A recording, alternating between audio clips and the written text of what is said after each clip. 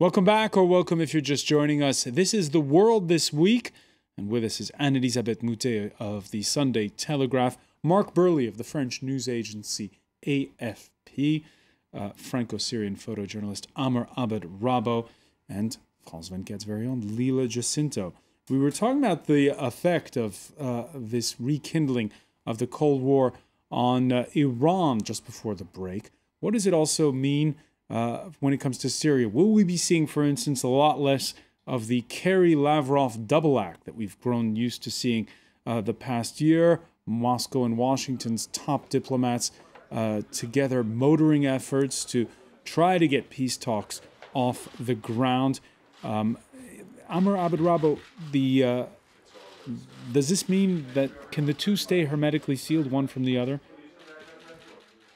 Honestly, I didn't see them fighting that much to have peace. I mean, I didn't see at any moment the Russians, for instance, twisting the arm of the Assad regime to say, do something, release prisoners, stop shelling, things like that, that would really mean, I mean, that would be a message towards peace or towards real talks. We did see the tone go up a little bit when there was those chemical weapons that were corroborated. That's history.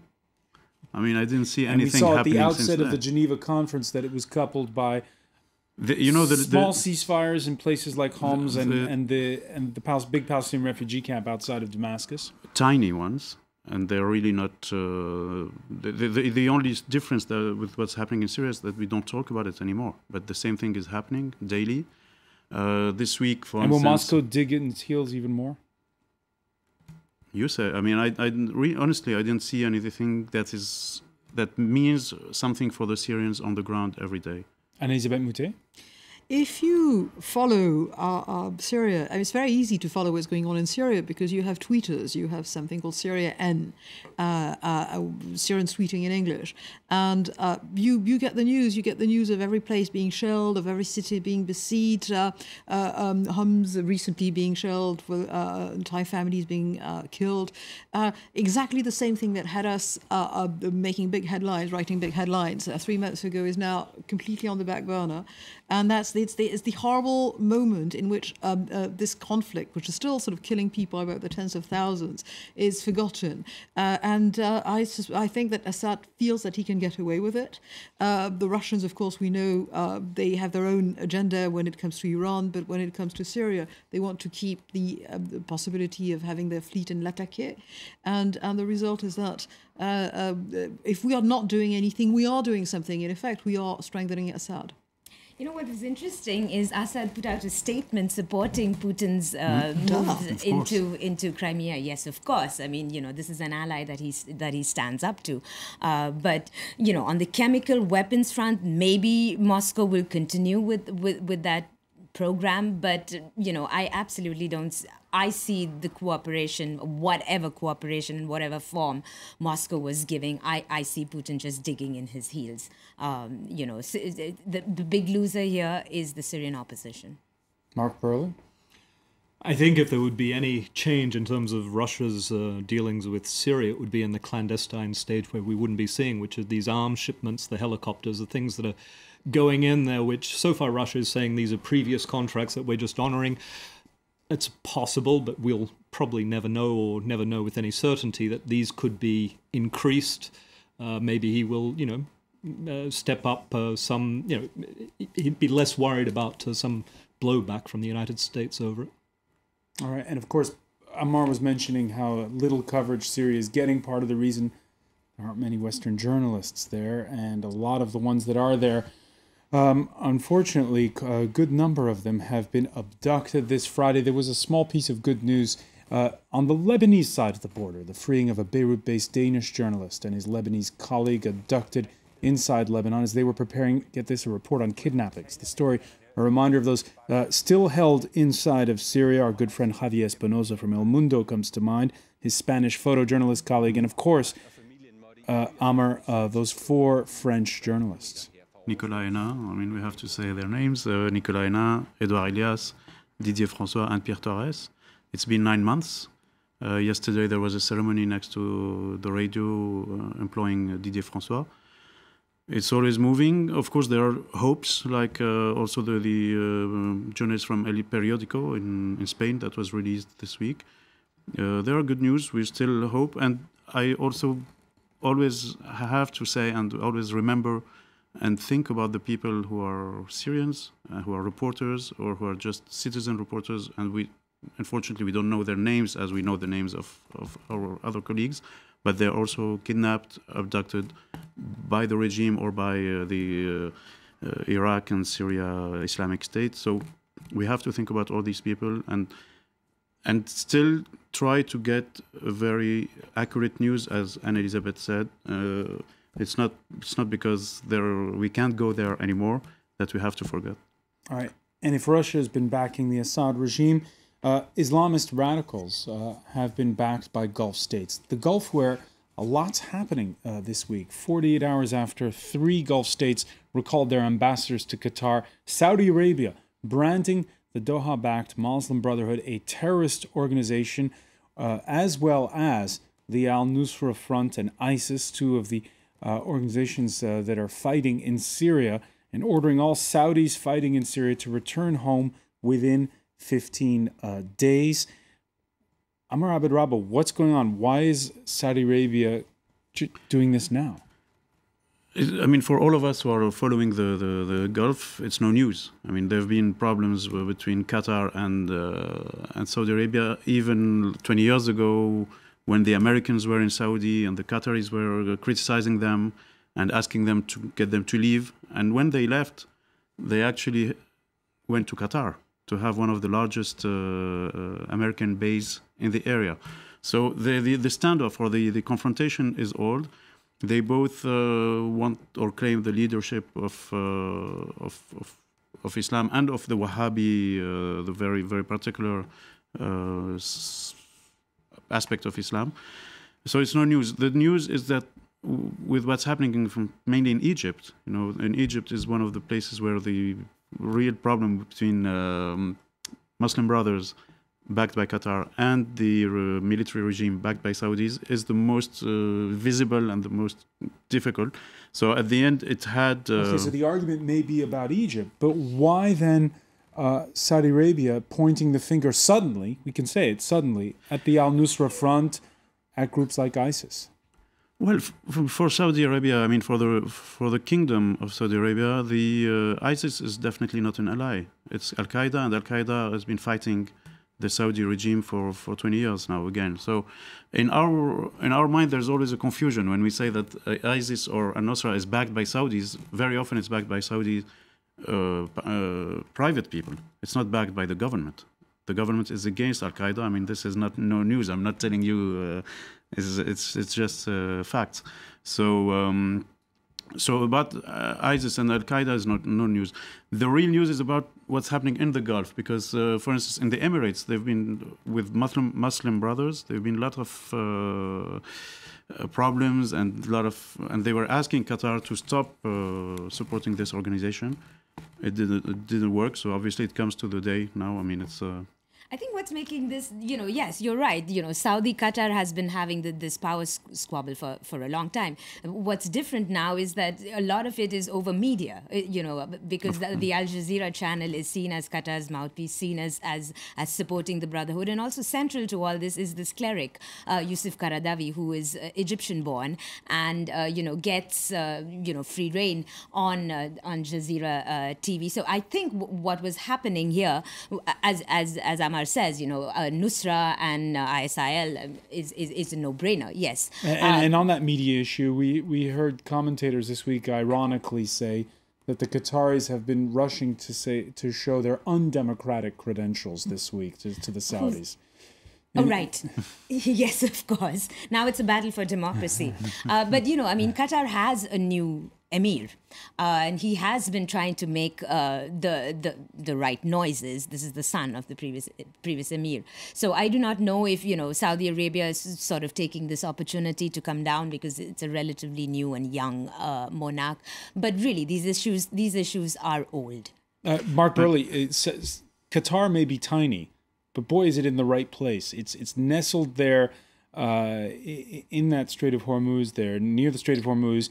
It shares natural gas fields with Iran, and it's got, as Ammar was saying, those U.S. and French military bases. Yeah, it's become very, very assertive. It's right. The population of Qatar is, 250,000? I'm not counting, the citizens. Yes. There's about 2 million in total. You're talking about a population the size of Bordeaux standing up to, Saudi Arabia's 20 million, something like that. Yeah. When you look at that, you can see that it's obviously money talks. It's not about population. It's not really about military at this point. It's about a battle for influence. It's interesting. Saudi Arabia is becoming a lot more assertive. The UN Security Council seat that it gave up last year, for instance, and willing to go very public about all this. I think it's being dragged around the nose a little bit by Qatar, which is very modern in a way of the way it presents itself by using media, being a very media-intensive place. It's interesting that Saudi Arabia is forced to sort of come out of the shadows to sort of fight this battle, and I find that fascinating. I think another element is not just Egypt, it's also Iran. I don't think, Saudi Arabia is absolutely, they see Iran as the real threat. And Qatar does not see Iran. Qatar tends to think that Doha can work with Iran, and, the Security Council seat, and Iran is also in play over here. Iran will be very, very happy to peel Qatar away from the GCC. It's all about dividing its enemies. It's tried that unsuccessfully with the Security Council, and it could well succeed with the Gulf. I want to ask you, Anne-Elisabeth Moutet, about the French angle to all this. This week there was a conference on Lebanon where it was confirmed that French weapons would be sent to Lebanon to shore up the Lebanese army's borders with Saudi money. Yes, and we have, as you know, our dearest ally in the Gulf is Qatar. The previous emir's wife, one of his wives, the one who's very well known, Sheikh Moza. Paris is friends with everyone. Well, Paris is especially friends with Qatar because, first of all, because of those gas contracts. You can sign contracts for oil, and that it's 1 year to the next. Gas is an entirely different thing. There's the French expression usine à gaz. It takes such incredible. It's reality from a Nigeria point of view. When you sign a contract for natural gas, you sign for 25 years or 30 years. And I think the first French prime minister who signed contracts for gas was Raymond Barre. And so there's a long commitment over the years to Qatar. And then the Qataris themselves like French culture, and they own more than 1 million square feet of prime real estate in Paris and still buying. Of course, we thought, this is the end of our problems. These people will buy stuff from us and we will do fine. And it stopped at the Rafale because somehow we still haven't been able to sell Rafale jets to Qatar, although we thought it was just for them. It's extremely expensive and it's better than anything else. That's what you should buy. But the French angle in the Gulf is we don't have such a history with Saudi Arabia. We have a history, but not that kind of history. And we have a very long history with Lebanon. But I think when François Hollande was saved by Barack Obama from his foolhardy initiative that he would go and send French troops to fight in Syria, which, considering the mess that is Syria... They never said they would send French troops, He would send French... Some bombing, yeah. He would do some bombing, but It's a big difference. There's a difference, but that was the danger that we would escalate afterwards.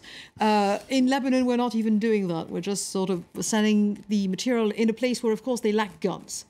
And we hope that things will get better. As we're talking about Qatar, Saudi, and Lebanon, we remember that far before the Arab revolutions, Lebanon was really one of the fields of the confrontation between the two countries. Yes. Remember when Saudis were really angry after Hariri assassination, that's 2005, 2006, 2007, and Qatar was having its own diplomacy and getting an election of President Suleiman and getting Syria into the game and getting it back in France in 2008 at the 14th of July, Bastille Day, Place de la Concorde. Everybody remember this scene. And so it's a really long time. What's really interesting and maybe funny in a way is that I've heard and seen a lot of comments after the summer when there was the change of power in Qatar between the father and the son. And a lot of people were saying, oh, now Qatar is going to be much more quiet and it's a different diplomacy and everything is going to change. And I used to say, it's not a coup d'etat, it's a very smooth change, it's the same people, it's the same family, and obviously all these comments were maybe wrong. All right. And the next chapter in all of this will come later this month when Barack Obama visits Saudi Arabia. To those who thought carnival might soothe the tension in Venezuela, well, think again. The biggest protest since the death of Hugo Chavez continuing. At least 21 killed the past 4 weeks, hundreds jailed. The polarization between pro and anti-Chavistas inside Venezuela, mirrored by sentiment, you might say, across Latin America. Wednesday was the first anniversary of the commemoration of Chavez's death. It was attended by fellow leftist leaders like Cuba's Raúl Castro and Bolivia's Evo Morales. Our international politics is a politics of peace, of cooperation, of respect, of Latin American unity. It's a politics of anti-imperialism, openly anti-imperialist. All right, there you saw Castro and Morales looking on. Yeah, Les. If you just have a glancing look at the newspapers, you think, great, people coming out in the streets protesting against the government. But, you know, a point that should be reinforced in all of this, that if you follow it, is that the people coming out and opposing Maduro are the middle classes and the upper classes. Now, not to condone his sort of government, where he's a guy who lacks the charisma of Chavez, and he's trying to hold it together, and he's going slightly overboard, sort of kicking out Americans and cutting ties with Panama. He's carrying it a bit too far to distract attention from his own woes. That said, you can't forget that during the Chavez years, there was a whole poverty-struck group of the population that were lifted to a better level, and they felt profoundly loyal to Chavez and therefore his successor. So the protests aren't, the idea of the French Revolution, people in the street, the lower classes coming out. Well, it started as student protests against crime, against corruption, and it's sort of morphed into something different, perhaps. Corruption, I think, honestly, a lot of Latin Americans just think it's a way of life. There are serious economic problems. It's I think you call it the Dutch disease. When you've got the biggest proven oil reserves in the world, you think you can import everything, and then when you mismanage that to such an extent, you don't invest in the infrastructure, you end up with a situation like in Venezuela, where you can't buy toilet paper, you can't buy chickens, and you can't find sugar. And you import oil. And you import oil, but they won't raise the price of petrol in the cars. It's a really stuffed up economy. And it's a Ponzi scheme in so many ways, because yes, they did give money to the classes who needed it most, but they gave it out of what ought to have been used to build up a productive economy for the nation. So now the coffers are empty. And they haven't got and they've got a disaster. So at one stage, the grateful working classes will think that realize that they're not working so much, and they will join the rest of the demonstrations. I think give it a few more years, and then it will be more of a disaster. Ammar RABBO, Venezuela's in this country, France, seems to spark these old fault lines between those who, I guess, have a poster of Che Guevara in their bedroom and those who are against it. It's amazing. Honestly, 2 weeks ago, it was a bit difficult. Would you have a poster of people in Caracas or people in Kiev? Because it was also a lot of the ideal of Gavroche, and the barricades and people taking the blocks in the streets to throw him on the army. So here it's more sunny. It seems nicer, like the song of Aznavour, La misère serait meilleure au soleil. But there is also Brazil. That's very interesting. We're all supposed to be following a huge competition in a few months. And I don't know if the country is really ready for that. Let's talk about that. In Brazil, this week marking 100 days to go till the Football World Cup. And there, too, the carnival no cover for unrest. It wasn't riots, nobody's been killed. But in this case, it's industrial action, what with a strike by angry sanitation workers in Rio.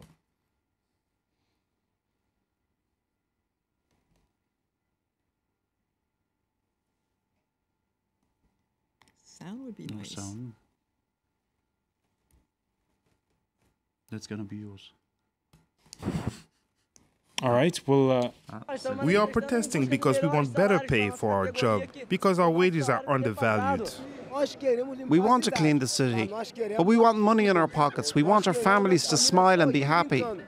The city will be clean 24/7, but that depends on the mayor accepting our demands. Marc Burleigh, the protests that we saw last June that surprised a lot of people, they haven't gone away, and now there's less than 100 days to go till the World Cup. Yeah. I've lived in a few countries in the world, around the world, and Brazil is one of the most expensive, and even well-off Brazilians are suffering under those sort of economic conditions. I think that's essentially what the protests are. It's they had a golden decade and they totally lost the opportunity. This is turning against. Did they really? Come on, they lost the opportunity? Yeah, they did. I mean, you had President Lula at the time. He could have invested in roads, in airports, everything that needed to be done. And if they'd done it back then, we wouldn't be having the problems that we're bound to see in 100 days' time, less than 100 days. I actually think that the World Cup, everyone's going to walk away with a good memory because Brazilians are just fantastic people and you have a great time even when everything is going wrong. So even if you're standing in a line and you can't get in it anywhere, it suddenly turns into a street party and you can forgive almost anything. That said, there are infrastructure problems that is now clear to everyone, including FIFA, that they're not going to be ready. I just don't see any way that they're going to be able to put on a flawless World Cup. Leela, JACINTO, on. François, I have never understood, because I'm not a sports fan, why do people spend this amount of money on sports events? I really don't see the economic math of how good this is for the economy. It was really surprising when Brazilians sort of bought my argument because I thought they were football crazy. But you're absolutely right. The countries, and it's not just Brazil. There are also countries like India, very similar. Saw huge growth in the past decade, but infrastructure is absolutely it has not been developed, and there's a gap between the expectations of what people expect things to run, and it's simply not working. It's not the old days when these countries were developing countries. They are now being called, the emerging powers, and there are no roads. The electricity goes off. I think we're going to see this in countries not just like in Brazil. Revolutions triggered by rising expectations, they say.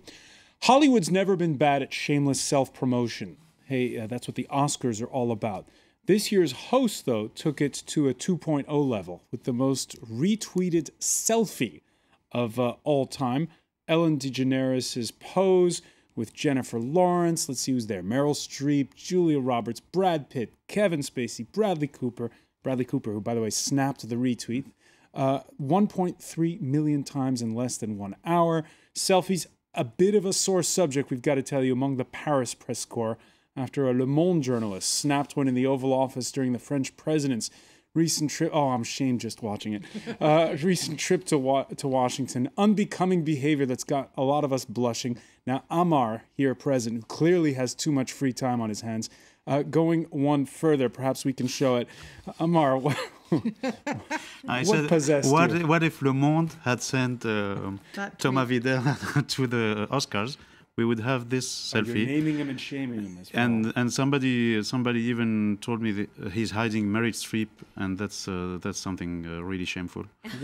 Anne-Elisabeth, what's your religion on the selfie? What do you think of it? It is harmless. It makes people happy. You're in the Oval Office. It is not terribly becoming, but I don't really care. He hasn't killed anyone. He said, people talked about this phenomenon. Barack Obama has no leg to stand on because he himself was indulging in one with David Cameron and the extremely handsome Prime Minister of Denmark. So at Nelson Mandela's funeral. Beautiful. Exactly. Yes. So I think, selfie, we will make them until somebody invents something else that enables us to take 3D pictures, different pictures from a different angle.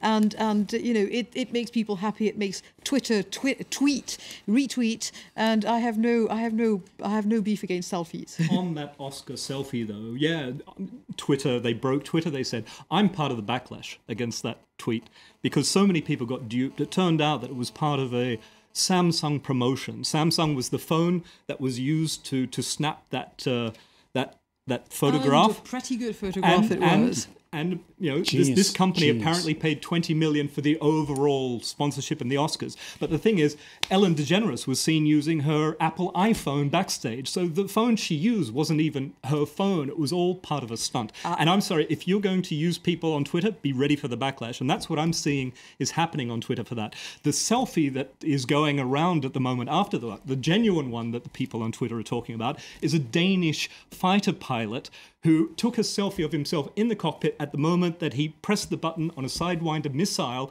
launching off the wingtip behind him.